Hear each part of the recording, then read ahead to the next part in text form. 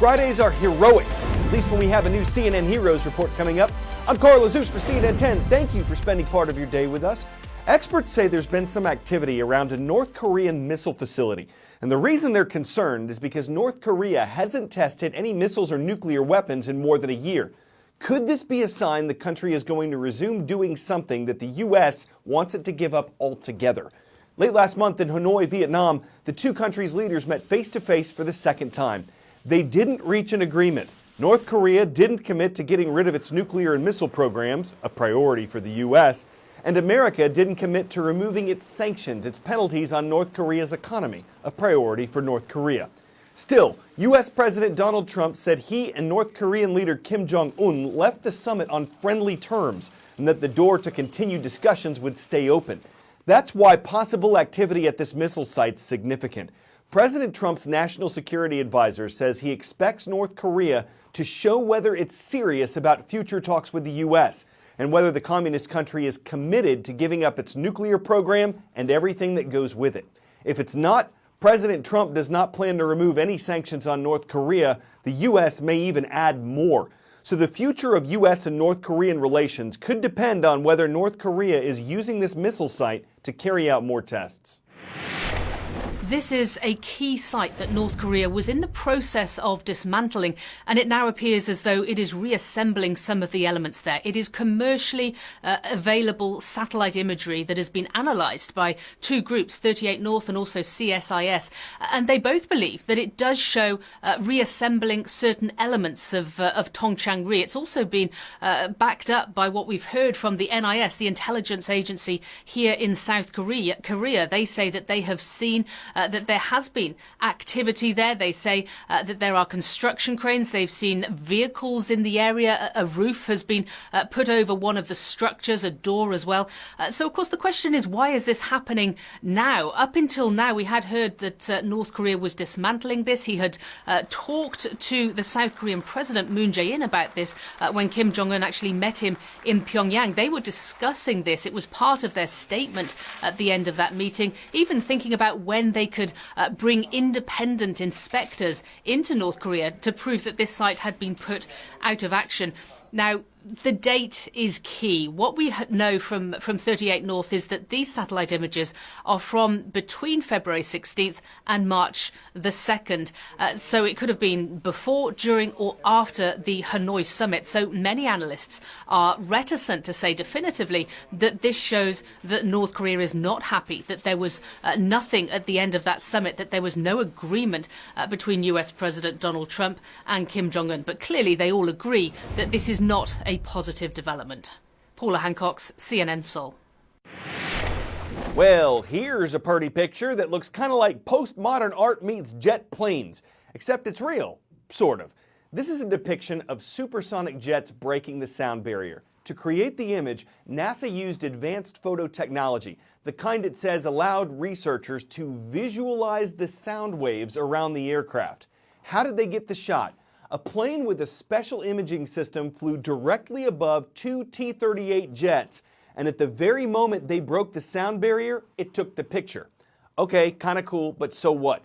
Well, NASA says this is the first time that's ever been done, that it'll help scientists better understand shock waves, and that it could possibly help future jets be designed to break the sound barrier without creating the loud sonic boom.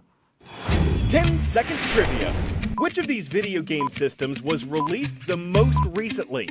Sega Genesis, Super Nintendo, Game Boy, or Commodore 64?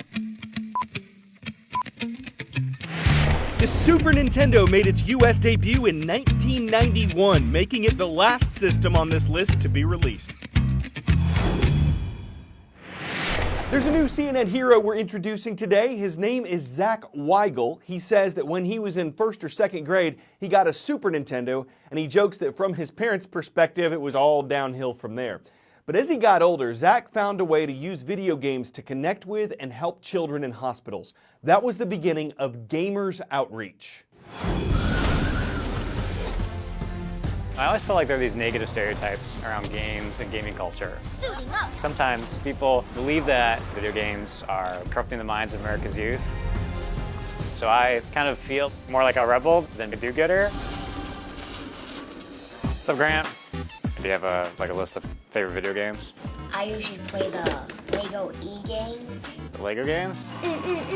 Video games are an incredible tool for helping kids find a source of fun and relief during really stressful and difficult times. Yes, I'm the Hulk. Oh, Sick dodge.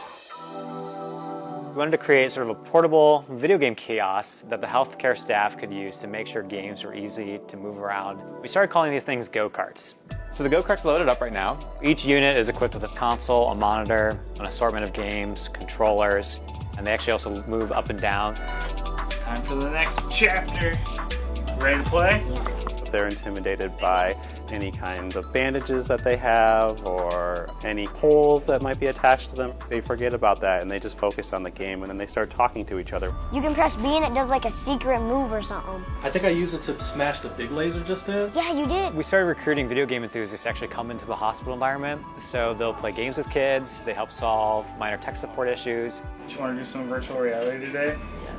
The kind of disease I have is a pediatric cancer. It's going on 3 years that I've been a patient. I started off with doing chemo, and then chemo with an antibody therapy, surgery, and then a bone marrow transplant, and then radiation twice. Hey, what's up? Hey, what's up, Blake? How's it going? Oh, you guys just started. Is this the Avengers one? To people who think that games are just games, there's so much more than that. Nah, you was trying to set me up. You don't have to talk about me being sick. We can play the game, because that's way more cool than having to talk about me being sick. Rescued the cat. Well, We've seen anxiety go down. Prescription painkillers are being used less. Even doctors are sometimes now prescribing video game time as part of the patient's treatment. we defeated him. Got it. Teamwork. We literally started the organization in my parents' basement. We had never really envisioned this becoming a nationwide program or even a global program, but as soon as we delivered this unit, they loved it, and it led to us getting requests to build more. We're in about 50 facilities nationwide. Nice. Okay, that's all you. You had talked to me a decade ago. I don't think I would have ever seen myself building video game carts. Maybe that's part of the story. There is no sort of perfect, ideal, person to be doing this, right? I think anytime you can give back, it's just refreshing for your soul.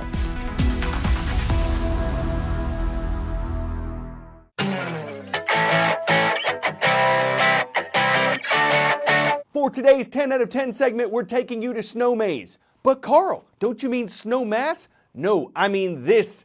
What Guinness World Records says is the largest snow maze on Earth. It sits on a cornfield in Manitoba, Canada. Its walls are 6.5 feet tall and 2 feet thick, and they're made of artificial snow, which is apparently stronger than the real thing. It took a farmer and his staff 6 weeks and more than $42,000 to put it together. A corn maze is a maze, but a snow maze is hazier. You can't be any lazier or make the maze less mazier. It takes amazing skill for the design and the solution, building passageways and ways to pass perfunctory occlusions. Some will think you're lost because to them it makes no sense for you to drop a huge expense upon some snowbound labyrinths. But if you have the maze and means, then by all means let them in so they can be about finding ways out if they don't hit dead ends. I'm Carl Azuz for CNN.